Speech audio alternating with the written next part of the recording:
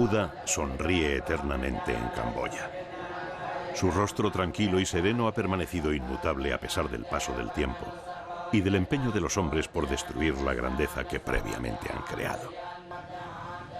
Hasta hace pocos años, Camboya era una tierra asolada por la inestabilidad social y política, producto de su reciente y trágica historia. Sin embargo, el país, como sus Budas, ha recobrado la sonrisa y vuelve a afrontar el futuro con una mirada llena de esperanza.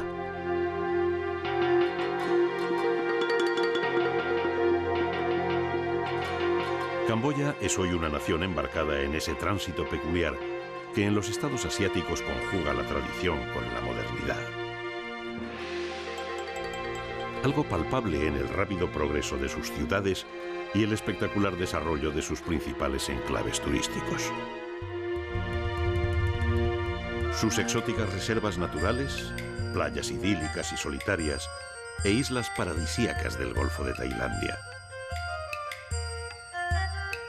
Y sobre todo por los templos de Angkor, vestigio inigualable de la grandeza cultural del que fue uno de los imperios más poderosos de Asia. Pero los milagrosos alardes arquitectónicos de sus edificios han sido superados en el presente por un prodigio aún mayor, el que han realizado los camboyanos reconstruyendo su país sobre la base de su carácter hospitalario, humilde y abierto. Con esta actitud han conseguido enraizar, como con cada cosecha de arroz, una envidiable ilusión por un nuevo, pacífico y esperanzador futuro.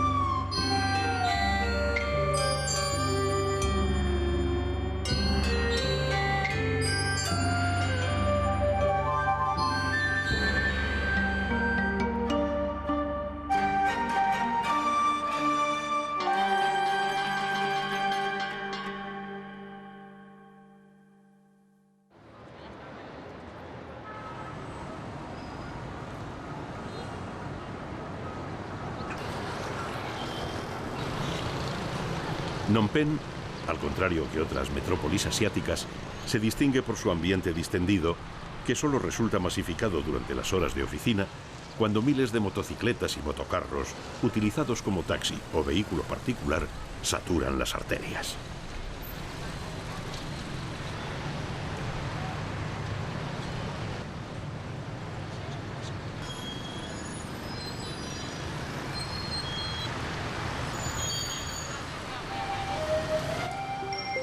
El Monumento a la Independencia, que conmemora la liberación del país como colonia francesa en 1953, se levanta sobre una de las intersecciones más transitadas de la ciudad. Siempre registra una alta densidad de tráfico y sirve de excelente hito de orientación para los visitantes.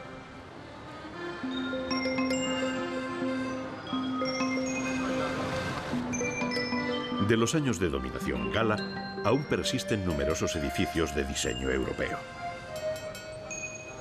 Con una antigüedad de entre 50 y 100 años, estas decadentes casonas contrastan con las nuevas construcciones que jalonan los bulevares Monibong y Norodom, las arterias principales de Phnom Penh. La renovación urbanística concuerda con el hábito hacia la modernidad, que también queda patente en los hábitos y la moda de los habitantes de la ciudad. La mayor parte de las nuevas construcciones son hoteles. La creciente inversión turística constituye uno de los síntomas inequívocos de la estabilidad camboyana y de la recuperación de sus estructuras económicas. En el corazón de la ciudad se levanta la colina de la que toma su nombre. Una sencilla estupa corona el promontorio que, según la tradición, una mujer llamada Pen santificó con 4 estatuas de Buda que encontró en el río Mekong. Al margen de la leyenda, la capital se trasladó desde Angkor a Phnom Penh para alejarla del belicoso reino de Siam, y sobre todo por su ubicación privilegiada junto a la confluencia de los ríos Mekong y Tonlé Sap, que por su navegabilidad se han utilizado como vías de comunicación desde tiempo inmemorial.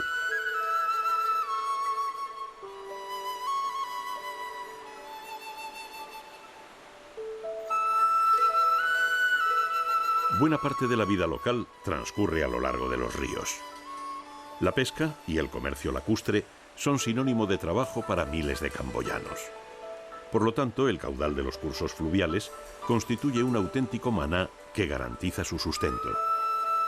Navegar ofrece una perspectiva irrepetible del país, así como un sosegado medio de transporte. Numerosos barcos, cómodos y bien acondicionados, permiten recorrer durante todo el año los ríos Mekong y el Tonlé Sap. La ruta que remonta este último hasta Angkor es la más demandada, sobre todo entre marzo y octubre, cuando se produce un fenómeno único. La mitad del año el río fluye hacia el mar y la otra mitad hacia sus fuentes. Durante las lluvias monzónicas, el Mekong crece y tapona el Tonlé Sap, haciendo que sus aguas retornen a su lugar de origen. Esta peculiar riada se embalsa en el lago del que el río toma su nombre y no desagua hasta que comienza la estación seca. Muy cerca de la confluencia de los ríos, un vistoso edificio invita al viajero a retornar a los orígenes del país, el Museo Nacional. Construido íntegramente en terracota, imita el diseño de los pabellones reales tradicionales. Sus pórticos, altos y apuntados, copian en una escala monumental la decoración y el estilo de algunos de los templos de Angkor.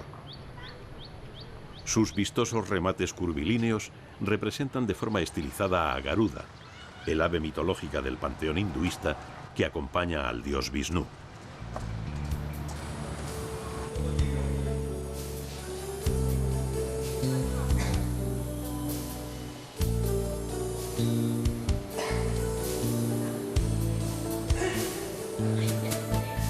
El museo alberga la mejor colección de arte jemer o camboyano antiguo de todo el sudeste asiático.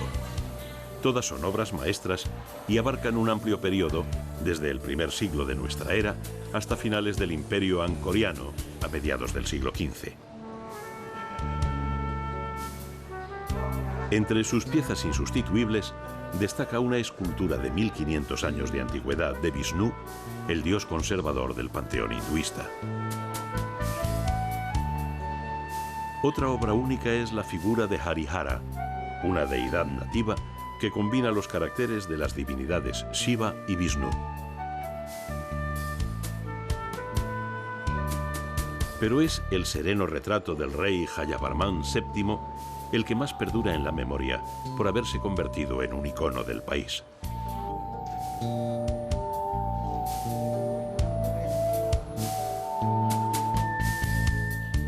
El patio acoge otra gran joya del museo, el enigmático rey leproso.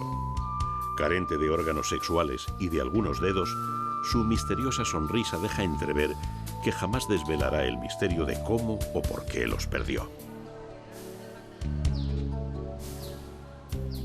Su burlona serenidad impregna el recinto tanto como el olor de las flores.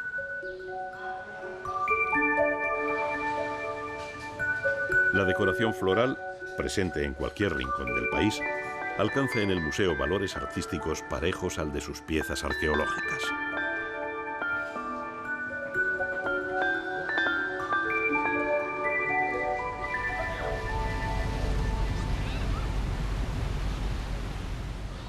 Muy próximo al museo se encuentra el conjunto arquitectónico más imponente de Phnom Penh, el Palacio Real.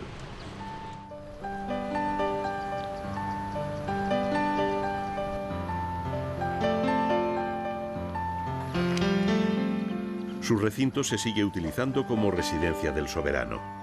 Sin embargo, el visitante solo puede acceder a un conjunto de pabellones históricos que se habilitan para recepciones de Estado.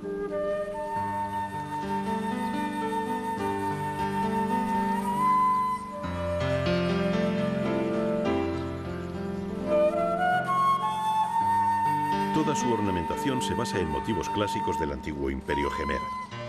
No obstante, las apsaras, o ninfas celestiales, o el pináculo budista con las 4 caras del iluminado, contrastan con el curioso pabellón de Napoleón III, enviado por la emperatriz Eugenia de Francia al monarca de Phnom Penh en 1870.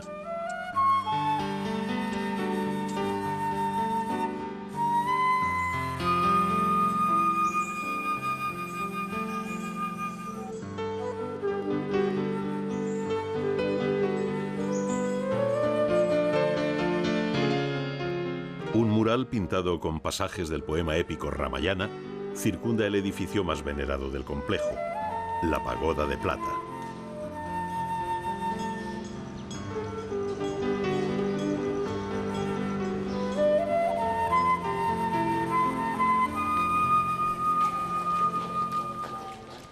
En el santuario más venerado de la ciudad se rinde culto a un hermoso Buda esmeralda que se exhibe sobre un suelo engalanado con 5.000 baldosas de plata.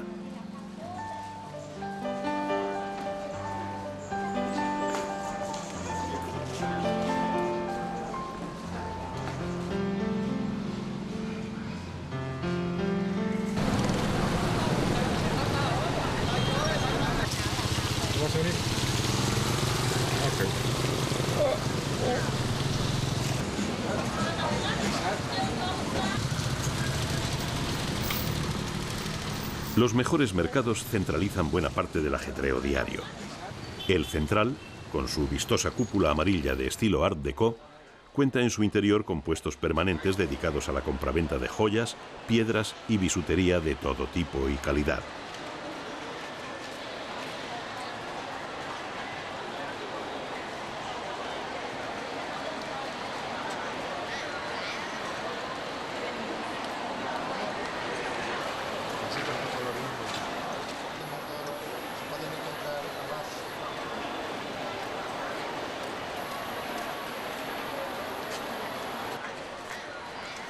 Sin embargo, más que la plata y el oro, en las angostas galerías de los mercados se puede apreciar el trasiego de las compras cotidianas de ropa, telas y artículos de primera necesidad. Las tallas de artesanía, a menudo fabricadas in situ, ofrecen la posibilidad de adquirirlas como recuerdo o para el culto personal.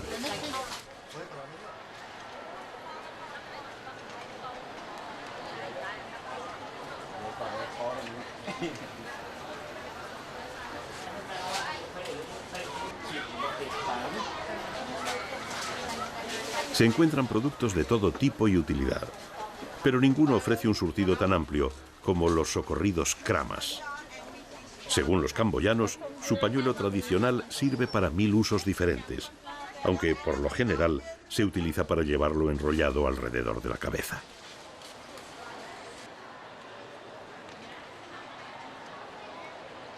Un paseo por el mercado alimenta los sentidos, pero también despierta el apetito.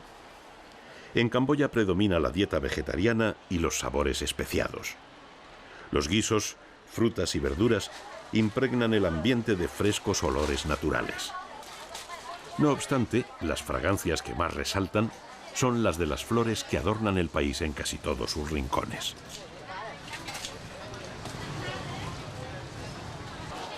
Sus aromas no alcanzan en exotismo a estas arañas. Se consumen asadas y, según la población local, constituyen un delicioso bocado. Otras dentelladas más amargas de su historia reciente no han conseguido socavar al pueblo camboyano. Su extrema gentileza sobrecoge a los visitantes cuando comparten con ellos el horror del régimen genocida de Pol Pot y sus temidos jemeres rojos.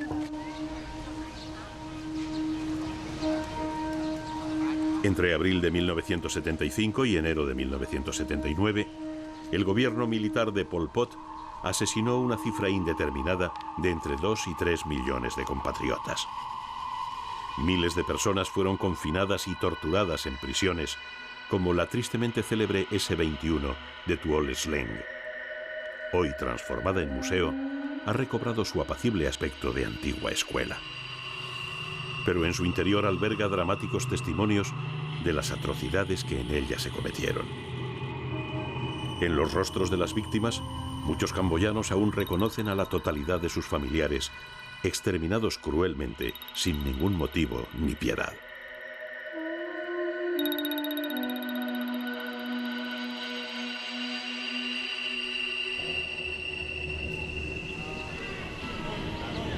En las afueras, el campo de la muerte de Choeung Ek se conserva como otro triste vestigio del genocidio. En cientos de lugares fueron asesinados decenas de miles de inocentes. Sus cuerpos permanecieron sepultados durante años en cientos de fosas comunes. Hoy en día, un monumento memorial en forma de estupa acristalada acoge parte de sus restos. El pueblo puede honrar de este modo la memoria de los fallecidos. La resignación con que los camboyanos asumen la tragedia conmueve a los extranjeros. Una realidad tan dolorosa como imborrable.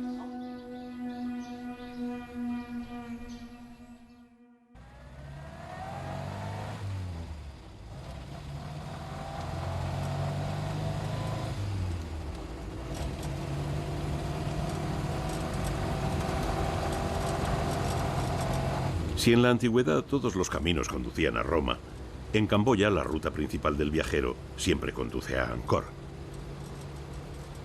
Cubrirla por carretera permite visitar Kompong Thom, antecesor cultural del poderoso Imperio Khmer.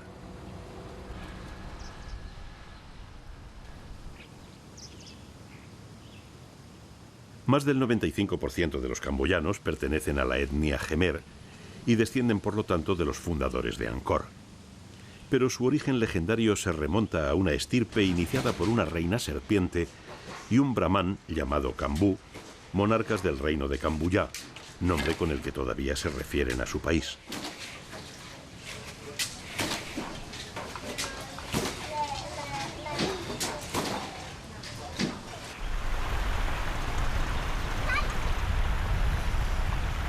La tradición y la leyenda se perpetúan hasta el siglo I, cuando aparece la primera mención documentada de su historia. 500 años después surge su primer gran estado, Sambor Prey Kuk, primera capital de Kambuya.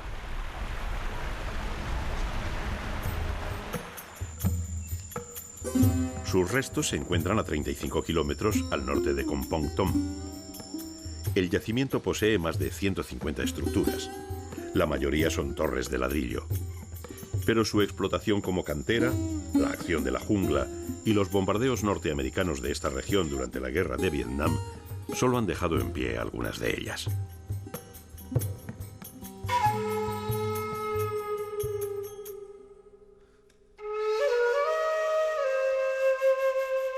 Consagrada a Shiva durante su periodo de mayor esplendor, Sambor Prey Kuk ejerció como centro de poder de un territorio que se extendía entre las actuales fronteras de Tailandia, Laos y el sur de Vietnam.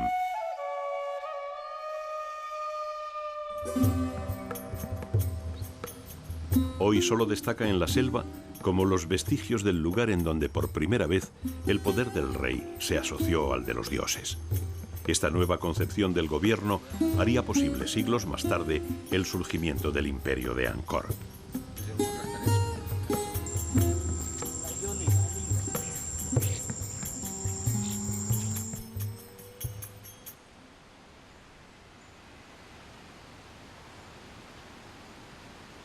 La espiritualidad ha sido siempre para el pueblo Khmer un valor predominante. La han cultivado como el arroz, metódicamente y con delicadeza. El culto, al igual que el trabajo en los campos, se interpreta como una labor sosegada, pero que también, no obstante, requiere de esfuerzo y sacrificio. El santuario de Nom Santuk materializa perfectamente esta concepción.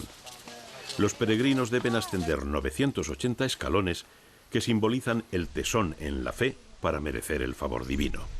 La colina además protege a quien la corona, pues cuenta la tradición que en ella encontró refugio un príncipe destronado mientras los dioses le ayudaban a recobrar la soberanía. En la cima reina la quietud. La pagoda recompensa con su paz el ejercicio físico y ofrece un entorno único para la meditación, el descanso o la simple contemplación de su paradisíaco entorno.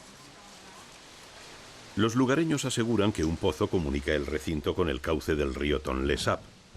Una afirmación difícil de demostrar, pero que con soñadora imaginación podría interpretarse como la certeza de que en Camboya todo fluye hacia Angkor.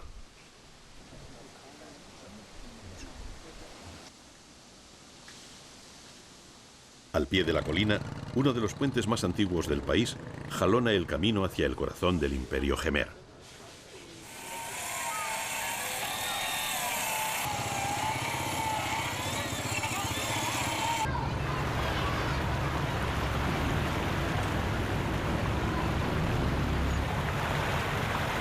El embarcadero de Siem Reap, en el lago Tonlé Sap, ha sido desde tiempos inmemoriales la principal vía de acceso a Angkor.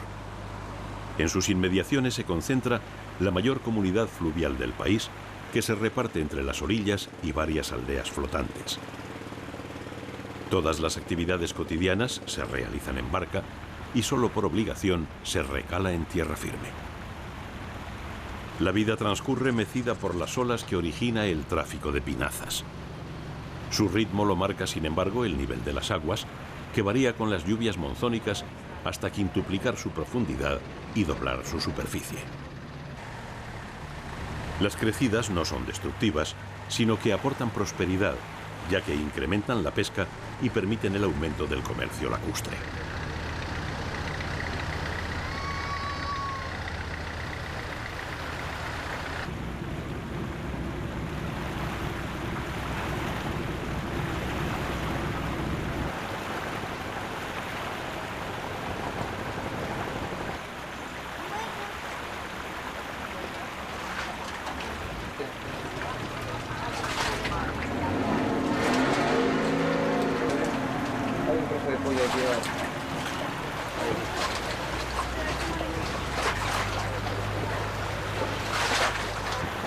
La visita a las aldeas flotantes permite conocer la auténtica idiosincrasia local.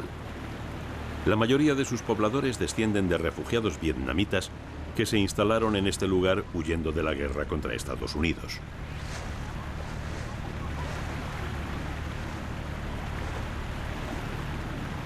No pudiendo disponer de una tierra en donde afincarse, optaron por vivir sobre el lago. Y pronto, además de sus barcas, aprovecharon cualquier cosa que se mantuviera a flote para subsistir sobre las aguas.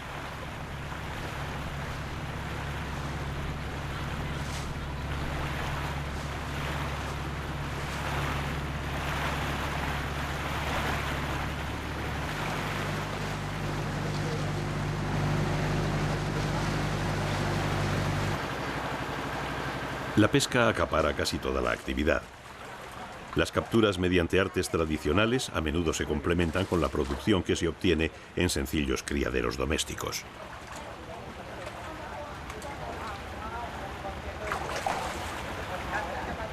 De esta manera, los pescadores consiguen unos ingresos extraordinarios al tiempo que garantizan la demanda de pescado de la localidad de Siem Reap.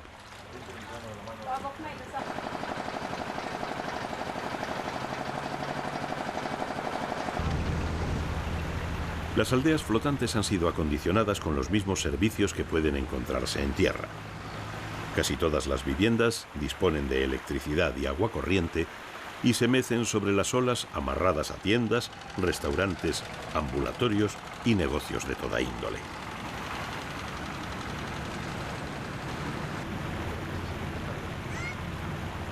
Como en cualquier otra comunidad, también hay locales destinados al ocio.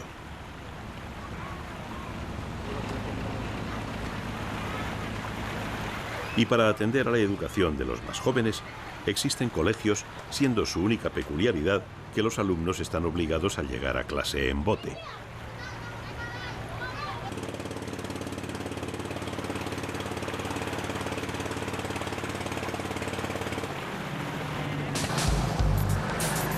El casco urbano de Siem Reap se halla a 12 kilómetros del lago. La serenidad de la pequeña aldea rural surgida a la sombra de Angkor todavía sigue impregnando sus calles. Siem Reap experimentó su primer desarrollo moderno durante la dominación francesa de Indochina a mediados del siglo XIX.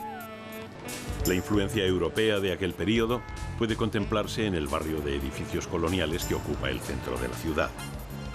Pero la auténtica transformación de la localidad no se produjo hasta finales del siglo XX con la llegada del turismo en masa. En 1980, solo unos miles de viajeros visitaban anualmente Angkor. Desde entonces, esta cifra se ha multiplicado de forma extraordinaria debido al increíble poder de atracción de sus templos.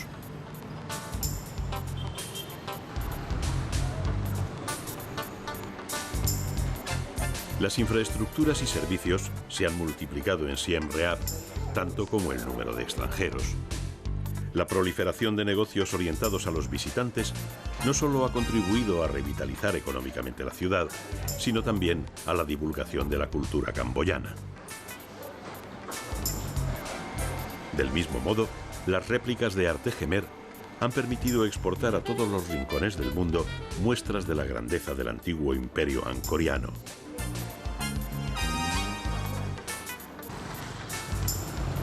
Decenas de nuevos alojamientos garantizan la confortabilidad para los recién llegados.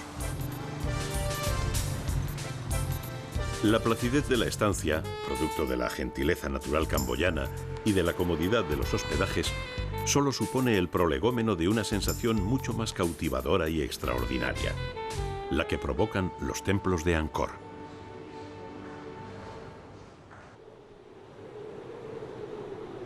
Diseminado entre los arrozales y los campos de labor que rodean Siem Reap y oculto entre una enmarañada selva, se halla uno de los conjuntos arquitectónicos más imponentes de cuantos integran el patrimonio de la humanidad: Angkor, la capital del Imperio Khmer. Su dominio se extendió por las actuales demarcaciones territoriales de Camboya, Tailandia, Birmania, Vietnam y Laos. La autoridad de los monarcas angkorianos se impuso en el sudeste asiático entre los años 802 y 1432. Los soberanos ostentaron un nuevo concepto de gobierno que aunaba el poder político y el liderazgo espiritual del pueblo, lo que les convertía en Devaraya, o Rey Dios.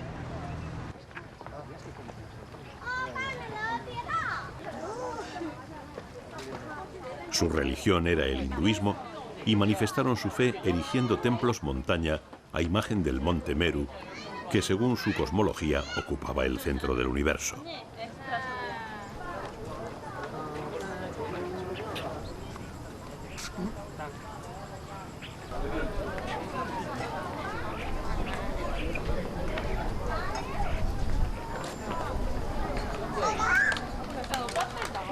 El más antiguo, Nom Bakeng, se levanta sobre una colina natural y su santuario se transforma con el crepúsculo en privilegiado mirador para disfrutar de la puesta de sol.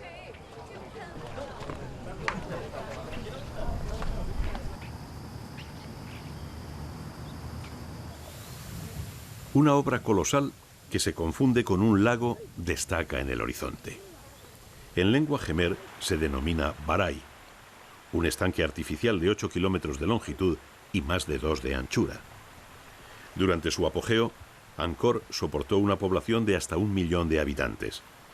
Para alimentarlos era necesario contar con copiosas reservas acuíferas que asegurasen la irrigación de los cultivos durante todo el año. Hoy los lugareños continúan aprovechando el reservorio para regar sus campos, aunque también lo usan como abrevadero de ganado, para la pesca ocasional o simplemente como baño y lugar de descanso tras una jornada de trabajo.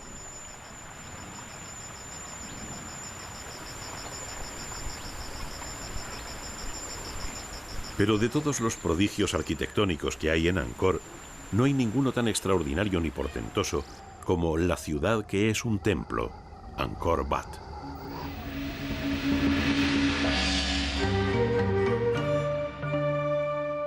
Angkor Wat solo puede definirse a través de la perfección. De las 1000 estructuras y el centenar de centros ceremoniales que integran el recinto arqueológico, ninguno lo supera en proporciones, estética o simbolismo. Su elaborado diseño, de matemática precisión técnica, lo convierte en una de las mayores obras maestras concebidas por el hombre. Su larga calzada de acceso cruza un foso ceremonial que marca la frontera entre el mundo divino y el terreno. Cruzarla implica iniciar una regresión espiritual y simbólica que conduce al origen del tiempo primero y al centro del universo. Sus 5 torres, ingeniosamente distribuidas, solo se distinguen juntas desde determinadas perspectivas. Representan al monte Meru, despuntando entre los 4 picos que lo rodean, y provocan la falsa impresión de que el templo tiene un tamaño inferior a sus dimensiones auténticas. Del mismo modo, sus bien camufladas terrazas, invisibles desde la distancia, aparentan que el edificio posee solo una planta, en lugar de 3 niveles superpuestos y separados por patios internos. Una galería recorre todo el perímetro del primer nivel. Protegidos bajo su techo, hay 800 metros de relieves agrupados en 10 lienzos. Tallados con finura exquisita, representan extractos de poemas épicos como el Ramayana y el Mahabharata, retratos triunfales del rey Suryavarman II, acompañado de su poderoso ejército, o episodios de la vida del dios Vishnu que demuestran la inseparable coexistencia entre religión y el Estado siempre presente en Angkor. Su relieve más representativo, el batido del océano de leche, narra una disputa mitológica entre dioses y demonios para conseguir el elixir de la inmortalidad. El dios Vishnu decidió intermediar en la confrontación para permitir que ambos lo obtuvieran. Para ello se transformó en tortuga, colocó sobre su caparazón el monte Mandala y enrolló a su alrededor una naga o serpiente para que los contrincantes tirasen de ella desde cada extremo.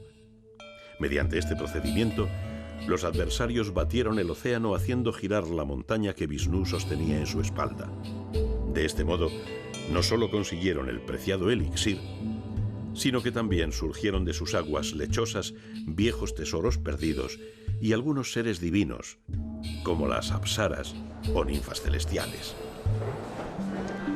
En los laberínticos pasillos internos aún quedan restos de policromía en los techos, cuya decoración a modo de artesonado está labrada en los aparejos.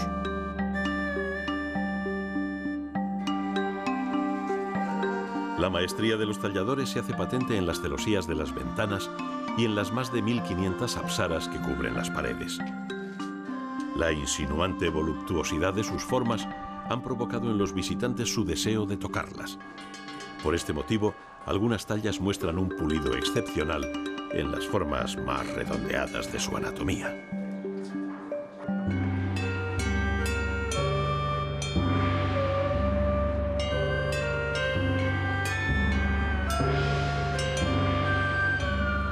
El ascenso a las torres desafía al vértigo por la pronunciada inclinación de unas escaleras de estrechísimos peldaños. Superado el reto, la grandiosidad de Angkor Wat adquiere toda su magnificencia. En el pasado, solo el rey y el sumo sacerdote podían orar bajo el santuario central, cuyo pináculo se yergue a 213 metros sobre el suelo. Su imponente tamaño empequeñece al visitante, que hoy comparte el privilegio de poder contemplar el mundo desde la cumbre del monte Meru. El budismo reemplazó al hinduismo tras el declive del imperio Jemer. Desde entonces, el culto al iluminado se ha mantenido en los sombríos corredores de Angkor Wat, que por encima de divinidades y creencias, continúa siendo el centro místico de Camboya.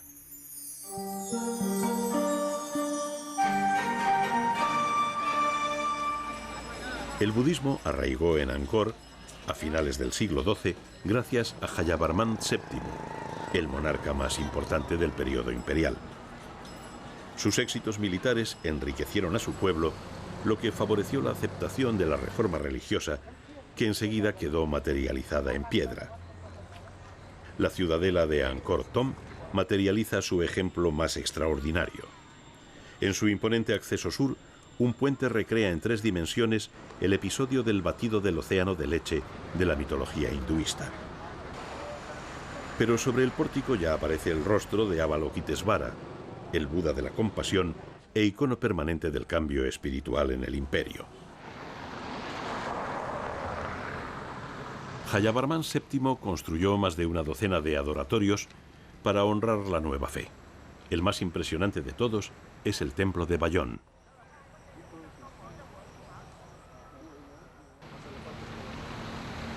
Visto desde la distancia, la perspectiva confunde y parece ser poco más que un apilamiento de piedras.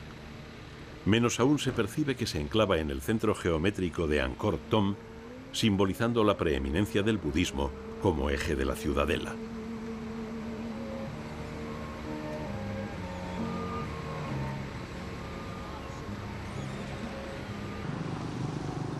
El templo consta de 54 torres distribuidas en 3 niveles alrededor de un santuario central. En cada atalaya, 4 rostros del Buda de la Compasión se orientan a los puntos cardinales, extendiendo de esta forma su sabiduría y protección hacia todas las direcciones posibles.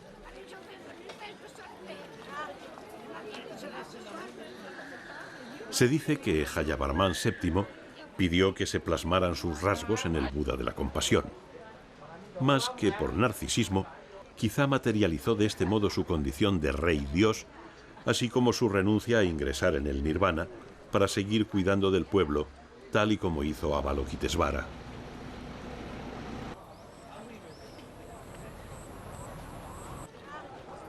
Las paredes del Bayón poseen casi 1200 metros de relieves. Presentan un estado de conservación sorprendente y muestran magníficas escenas de la vida imperial: paradas militares, procesiones, exhibiciones de elefantes de guerra, peleas de gallos e incluso un espectáculo circense presidido por la corte real. Al otro lado del muro, el plano espiritual sustituye al mundano, sumergiendo al visitante en un dédalo de pasadizos.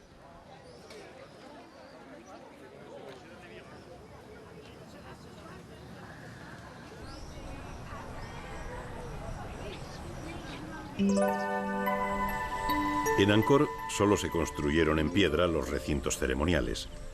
Uno de los pocos que no cumplía una función religiosa fue la terraza de los elefantes, desde la que el soberano presidía los desfiles en la gigantesca Plaza Real.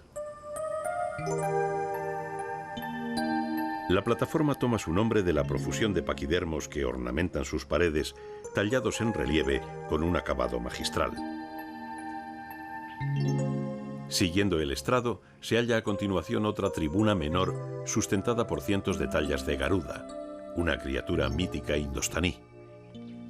Sostienen la terraza del rey leproso, recinto funerario presidido por una réplica del monarca homónimo cuya estatua se exhibe en Phnom Penh. A sus pies se abre una de las estructuras mejor conservadas de Angkor, un pasadizo con espectaculares relieves que popularmente se conoce como el infierno desde que fue desenterrado. El soterramiento lo protegió de la erosión, por lo que sus figuras están casi intactas y muestran una calidad prodigiosa en sus retratos.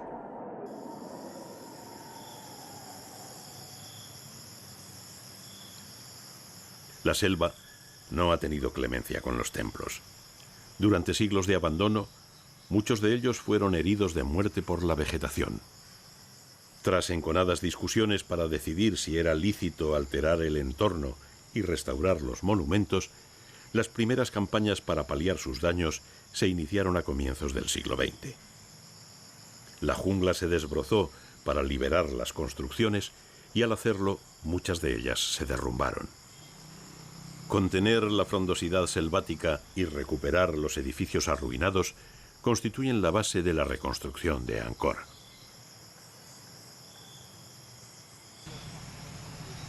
Para la restauración de todas las estructuras y templos se ha recurrido a una técnica muy poco agresiva denominada anastilosis.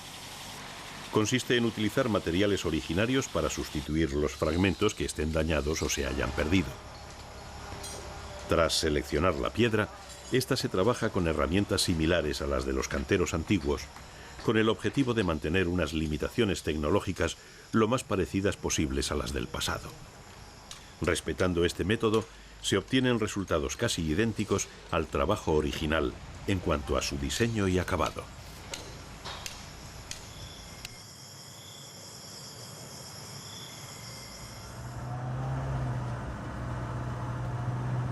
En talleres próximos a Angkor, numerosos artesanos perpetúan generación tras generación el oficio de cincelar la piedra. Los especialistas en la recuperación del patrimonio camboyano han recurrido a ellos por su eficacia y habilidad artísticas. Los secretos de la profesión se transmiten de padres a hijos, de modo que familias enteras colaboran en tareas de restauración. Al mismo tiempo, y para asegurar su economía, realizan formidables réplicas de tallas del Imperio Jemer para su venta en bazares turísticos.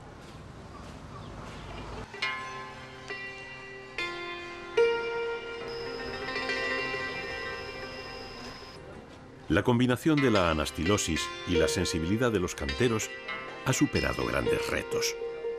El mayor fue la remodelación de Banteay Srey, con toda probabilidad el conjunto más adorable de Angkor.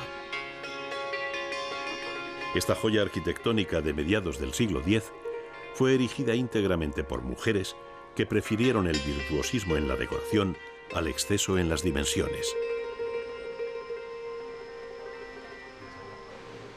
Los restauradores tuvieron que derrochar su destreza para equipararse al genio creador de las tallistas de hace más de 1000 años. Constituye un ejemplo único de doble perfección, la de las artistas originales y la de los modernos artesanos.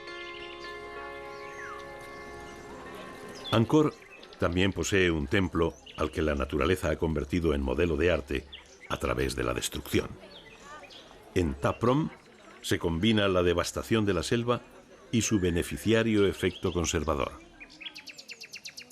Gruesos troncos de árbol crecen sobre los dinteles e imponentes raíces atraviesan sus muros. La invasión de la jungla ha arruinado parte del santuario, pero lo que queda en pie se mantiene gracias a la vegetación que ha establecido un pacto tácito. Ha respetado la creación del hombre, supeditándola a su existencia. El resultado sintetiza una metáfora gigantesca, lo efímero del poder de la humanidad comparado con el de la tierra. La historia de Angkor lo demuestra, y también la de Camboya, apuntalada por un horizonte de esperanza hacia el que emprender de nuevo su andadura.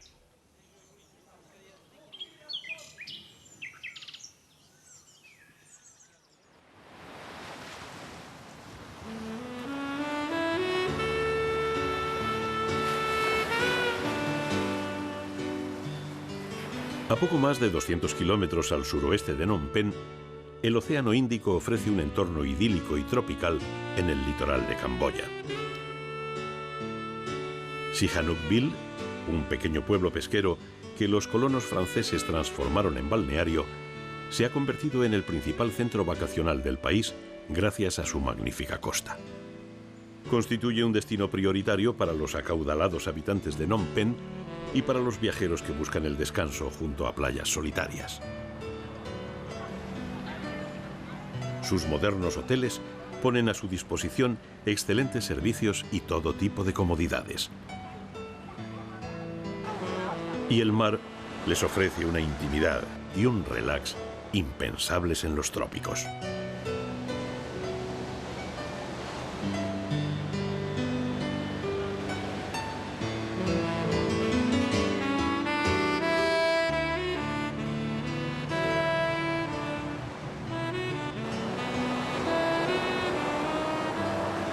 Sihanoukville posee 10 kilómetros de playas, todas fácilmente accesibles a pie desde el casco urbano.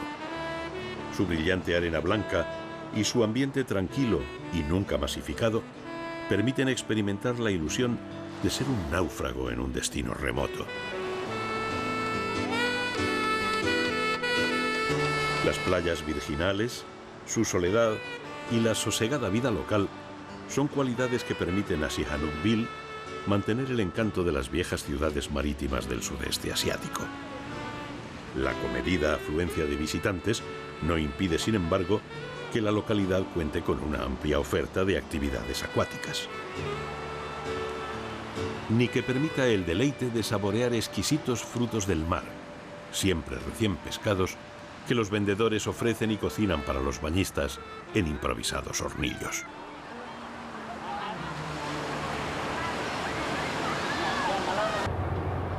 En la década de 1950, el rey Norodom Sihanouk decidió transformar la antigua aldea de pescadores de Kompong Som en un pujante atracadero marítimo del Golfo de Tailandia.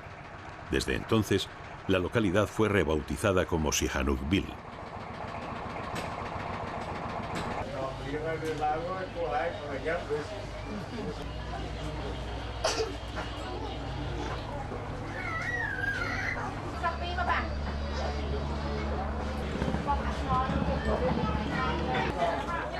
La vida de la comunidad portuaria transcurre sobre las aguas.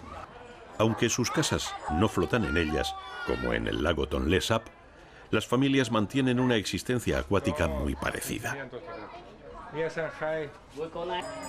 Los canales sustituyen a las calles y en sus orillas o a bordo de sus barcas, las nuevas generaciones perpetúan un modo de convivencia heredado de sus padres.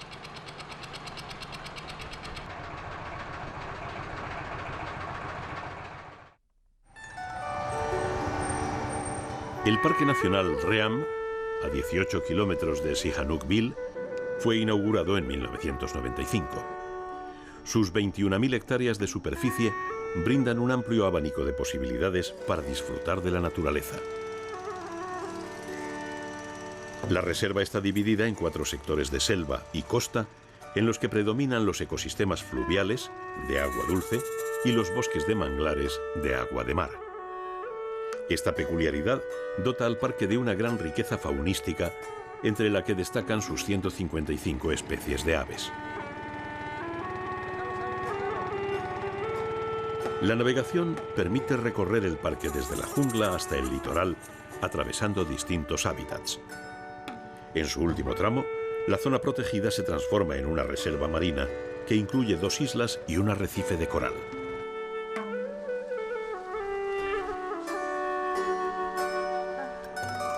Algunas familias de pescadores habitan este lugar, cuyo privilegiado entorno solo puede calificarse como paradisíaco.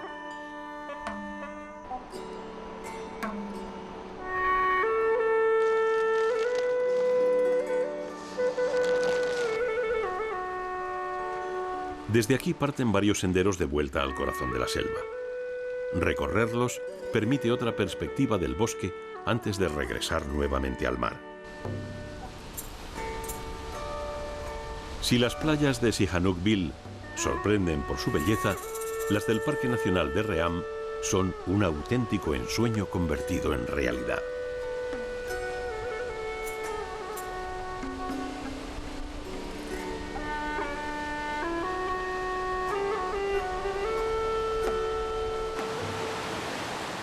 La visita a la reserva suele terminar en las cataratas de Kvalchai. En realidad se encuentran fuera de los límites del parque, aunque comparten con él su atractivo natural.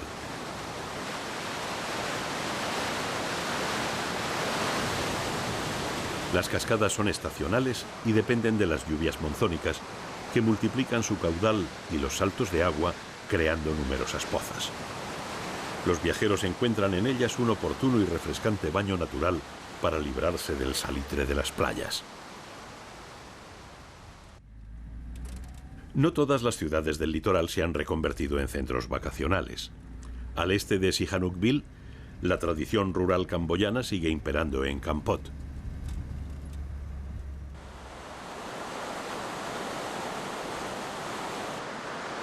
La localidad de Kampot se levanta junto a un poderoso río al pie de las montañas del Elefante. 5 kilómetros la separan de la costa, una distancia pequeña, pero que parece haber trazado una barrera infranqueable entre la población y el mar. De hecho, si no fuera porque el océano ocupa parte de su horizonte, se diría que la ciudad está ubicada en las regiones del interior.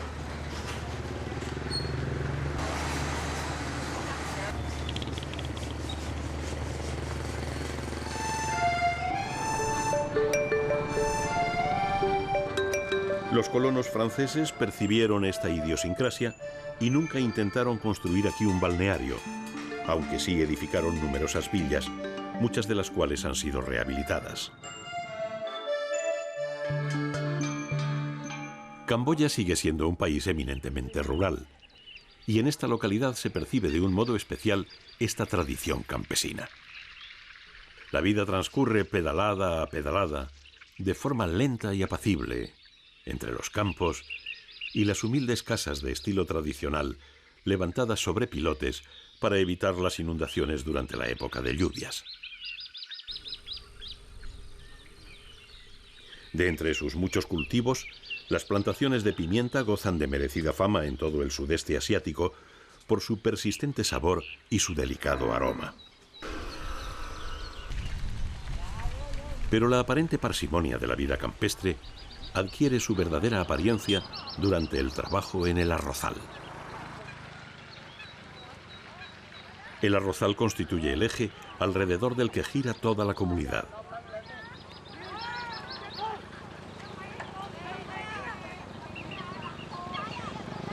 La ricicultura se practica ininterrumpidamente en Camboya desde hace 3.500 años. En la actualidad, el 90% del territorio agrícola del país se destina a la producción de arroz, una labor que el tiempo ha convertido en un modo de vida sustentado por la tradición. Los trabajos de preparación de los campos, así como los procesos de siembra, trasplante de los brotes y recolección, siguen siendo casi idénticos a los que se realizaban hace 35 siglos.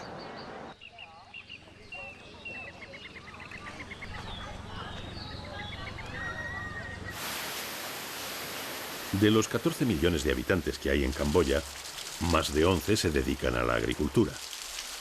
Aunque este sector sustenta la economía del país, la escasez de maquinaria y sobre todo de métodos intensivos de irrigación hace que el resultado de las cosechas dependa de forma directa de los ciclos de lluvias. La pesca también adolece de una reconversión tecnológica. Al margen de la que se practica como subsistencia, la industrial solo llega a cubrir las necesidades de consumo interno. No obstante, los ingresos por inversiones de capital extranjero, destinadas sobre todo a cubrir la creciente demanda turística, representan una boyante y muy positiva aportación al desarrollo del país.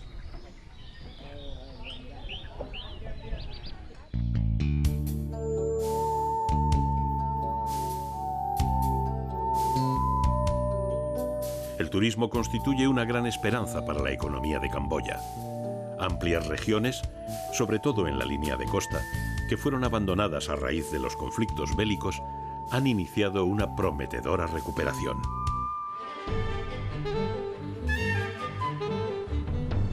La localidad de Kep, a 25 kilómetros de Kampot, fue uno de los centros vacacionales que pasó de la gloria a la ruina por los enfrentamientos armados.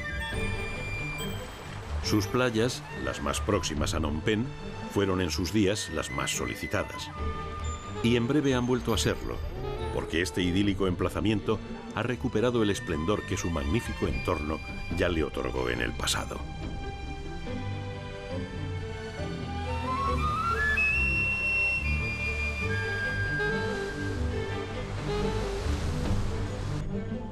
La inversión hotelera ya ha comenzado y los nuevos alojamientos ofrecen una conjunción perfecta entre modernidad y tradición, comodidad e integración en el medio ambiente. Camboya espera con paciencia a ser redescubierta. Sus maravillas más conocidas, como los templos de Angkor, no son más que una muestra de un país en donde cada rincón oculta una sorpresa. Sin embargo, la gentileza del pueblo y su conmovedora ilusión están siempre al descubierto. Saben que por fin miran al futuro y que el futuro también, en esta ocasión, les devuelve la mirada a ellos. Es un buen motivo para sonreír, como eternamente hace Buda, con su rostro tranquilo y sereno.